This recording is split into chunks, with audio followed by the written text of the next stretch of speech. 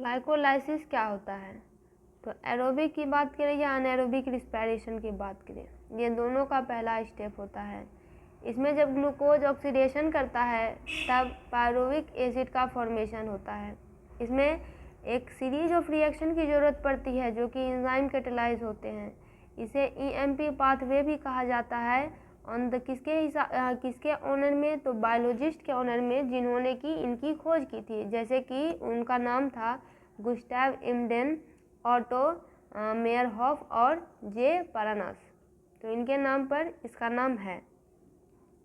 फिर है कि ग्लूकोज पायरुविक एसिड के 2 मॉलिक्यूल्स बनाते हैं जब ये ऑक्सीडेशन करता है। ग्लाइकोलाइसिस मुख्य रूप से 2 फेजेज में इंक्लूड होता है। पहला तो होता है इसका प्रिपरेटरी फेज या क्लीवेज, और दूसरा होता है ऑक्सीडेटिव या पे ऑफ फेज। और प्लांट में ये दोनों फेज पाए जाते हैं। इन फेजेज में कौन कौन से स्टेप होते हैं उनकी बात की जा रही है। तो पहला है कि जब ग्लूकोज का फॉस्फोराइलेशन होता है तो इसमें एनर्जी की ज़रूरत पड़ती है। एनर्जी देगा कौन? तो एटीपी देगा। एटीपी के साथ साथ हेक्सोकाइनेज एंजाइम की ज़रूरत पड़ती है, जिसके के कारण ग्लूकोज 6 फॉस्फेट का फॉर्मेशन होता है। फिर है कि ग्लूकोज 6 फॉस्फेट फ्रुक्टोज 6 फॉस्फेट में कन्वर्ट करता है, जो कि इसका आइसोमेरिक फॉर्म है। और ये होता किसकी मदद से है? तो एंजाइम फॉस्फोग्लूको आइसोमेरेज की मदद से। फिर है कि बाकी जो स्टेप्स होते हैं ग्लूकोज और फ्रुक्टोज मेटाबॉलिज्म के, वो लगभग सेम ही होते हैं। फिर है कि एटीपी के सिर्फ एक ही मॉलिक्यूल से fructose 6 phosphate fructose 1,6 bi phosphate में कन्वर्ट हो सकता है।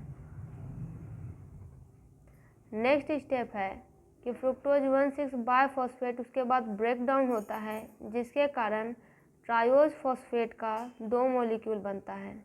ये 2 मॉलिक्यूल का नाम है ग्लाइसिल एल्डिहाइड फॉस्फेट और डाई हाइड्रोक्सी एसीटोन फॉस्फेट, जो कि एल्डोलेज एंजाइम की मदद से कैटेलाइज होता है।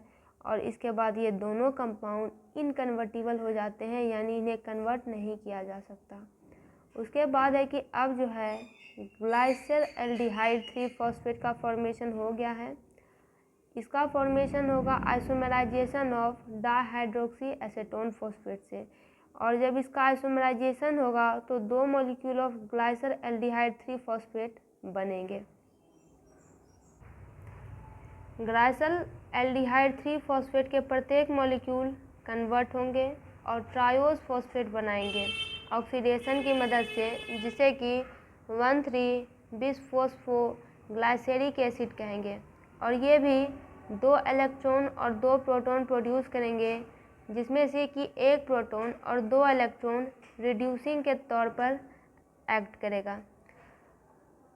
1,3 बाय फॉस्फोग्लाइसेरिक एसिड का प्रत्येक मॉलिक्यूल ट्रायोज फॉस्फेट में कन्वर्ट होगा, जिसे कि 3 फॉस्फोग्लाइसेरिक एसिड कहेंगे। और उसमें एटीपी मॉलिक्यूल भी रिलीज होगा। जब एटीपी का जनरेशन होता है तो ये सारे सबस्ट्रेट और दूसरे मेटाबोलाइट्स डायरेक्टली ऐड एटीपी में हो जाते हैं और फिर एटीपी का फॉर्मेशन होता है। इस प्रकार के सबस्ट्रेट लेवल सिंथेसिस को इस प्रकार के प्रोसेस को सबस्ट्रेट लेवल सिंथेसिस कहा जाता है। तो एटीपी सिंथेसिस से अलग होता है, कहाँ की? जो कि क्लोरोप्लास्ट में होता है और माइटोकॉन्ड्रिया में होता है। यानी क्लोरोप्लास्ट में जब एटीपी सिंथेसिस होती है तो ये प्रक्रिया अलग होती है, और जब ये ही माइटोकॉन्ड्रिया में होगी तो ये प्रक्रिया अलग होगी। इसका नेक्स्ट स्टेप आता है कि प्रत्येक 3 फॉस्फोग्लाइसेरिक एसिड कन्वर्ट होगा और 2 फॉस्फोग्लाइसरेट बनाएगा। फिर प्रत्येक 2 फॉस्फोग्लाइसरेट कन्वर्ट हो जाएगा 2 फॉस्फोफिनोल पायरुवेट में, और उसके बाद वाटर मॉलिक्यूल और का फॉर्मेशन होगा और एटीपी एक अच्छे डोनर के तौर पे काम करेगा। प्रत्येक 2 फॉस्फोफिनोल पायरुवेट कन्वर्ट होगा पायरुविक एसिड में। इसको करने वाला होगा एंजाइम, जिसे पायरुवेट काइनेज कहते हैं। जब ये स्टेप होता है तो सबस्ट्रेट का फॉस्फेट ग्रुप डायरेक्टली एडीपी से एटीपी में कन्वर्ट हो जाता है। फिर है कि ईएमपी पाथवे में एटीपी मॉलिक्यूल का प्रोडक्शन दो तरीके से होता है। एक तरीका तो ये हो गया कि फॉस्फेट सीधे एडीपी में ट्रांसफ़र हो जाएगा। दूसरा है यानी transfer of phosphate to ADP directly. दूसरा है कि जब ग्लाइकोलाइसिस प्रोसेस होगी तो NAD+ का प्रोडक्शन होगा। जब ग्लाइकोलाइसिस प्रोसेस होगी तो ग्लूकोज के एक ही मॉलिक्यूल से पायरुविक एसिड के दो मॉलिक्यूल बनेंगे। जब फॉस्फोराइलेशन प्रोसेस होगी तो एटीपी के दो मॉलिक्यूल का यूज़ होगा। और जब NAD+H+ का ऑक्सीडेशन होगा तो 6 मॉलिक्यूल्स ऑफ एटी बनेंगे। तो इस प्रकार से एटीपी नेट गेन 8 हो जाएगा 2 की जगह, यानी एटीपी का नेट गेन पहले 2 रहता है लेकिन इस प्रोसेस के बाद वो 8 हो जाता है। तो इस प्रकार से ग्लाइकोलाइसिस के दौरान पायरुविक एसिड का 2 मॉलिक्यूल का फॉर्मेशन होगा और एटीपी के 8 मॉलिक्यूल का फॉर्मेशन होगा। जब ग्लाइकोलाइसिस होती है तो मेन प्रोडक्ट फॉर्म जो होता है वो होता है पायरुविक एसिड, जिसे कि पायरुवेट कहते हैं। और मेटाबॉलिक फेट पायरुविक एसिड का 3 अलग अलग वे में होता है, जो कि presence of oxygen, cellular need और ऑर्गेनिज्म पे डिपेंड करते हैं।